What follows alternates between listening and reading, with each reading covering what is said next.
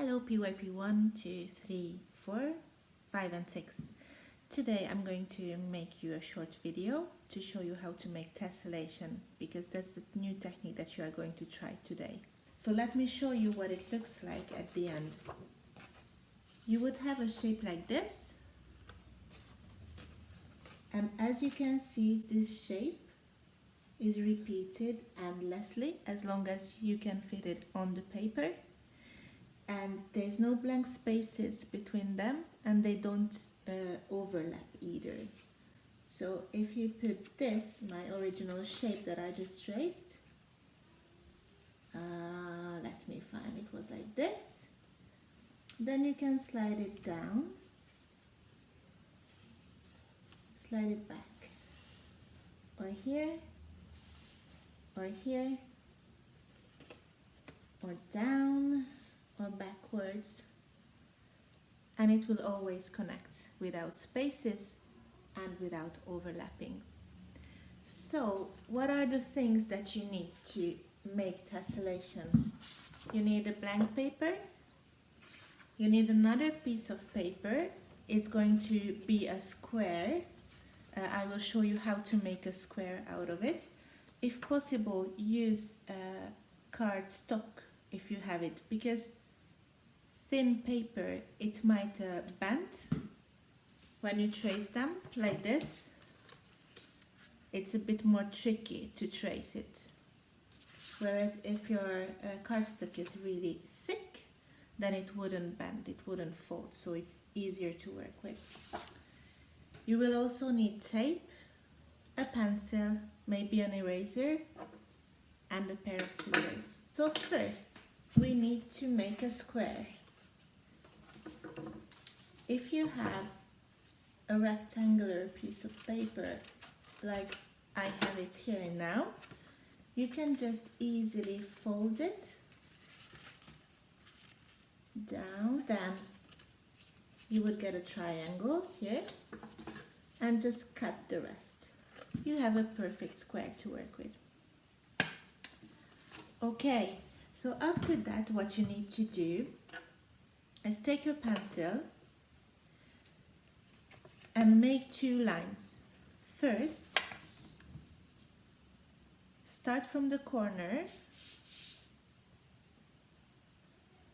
and you need to end on the other corner.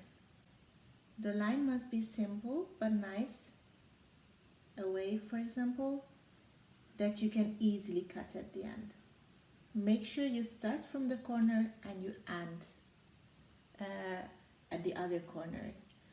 Now go to the side next to the first side and make another line, also starting from the corner and ending at the corner. It can be a little different shape. Mine is a bit more pointed. But remember, start from one corner, go to another corner, and then continue and stop here at the corner again. And make sure you make a line that you can actually cut. So now I'm going to cut my line, and when I'm done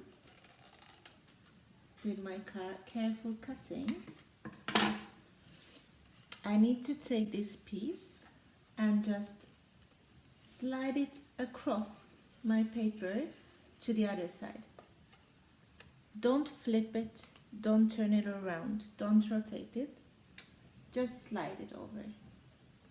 And when you're there, take a piece of tape and then just tape it together.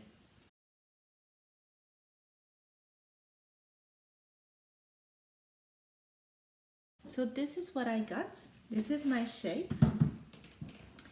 And I show you a trick, because when you put it down on your paper to trace it, it might be sometimes a little bit difficult to keep it in place. And now you are going to trace your shape. Okay, so I traced it. And now I can move on. So when you just slide it, you can put it here,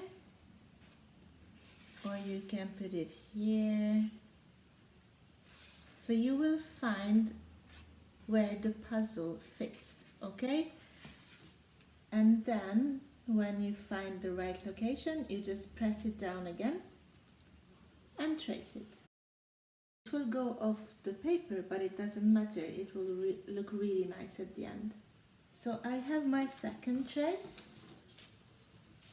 like this. And now I can continue. And of course it depends on the size of your shape, how many times you can actually trace it on your big sheet.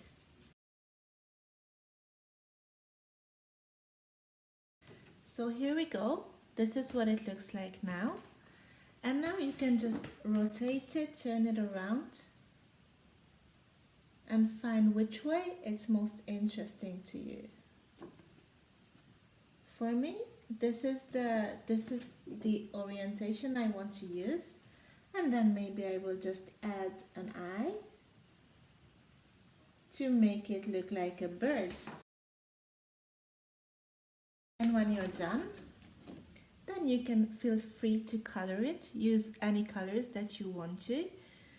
What is interesting also to do is use different colors to make a pattern. You can use, for example, 2 colors that you swap to make a color pattern as well. And I have a last question before letting you go and work on your own tessellation. The question is mostly to PYP 5s and 6s, but of course all the other grades can also think about it. Can you explain why does it happen that the shapes just connect perfectly? How is it possible? Why is it possible? Thank you for your attention and enjoy making your tessellation. I'm really looking forward to seeing all of your artworks. Goodbye.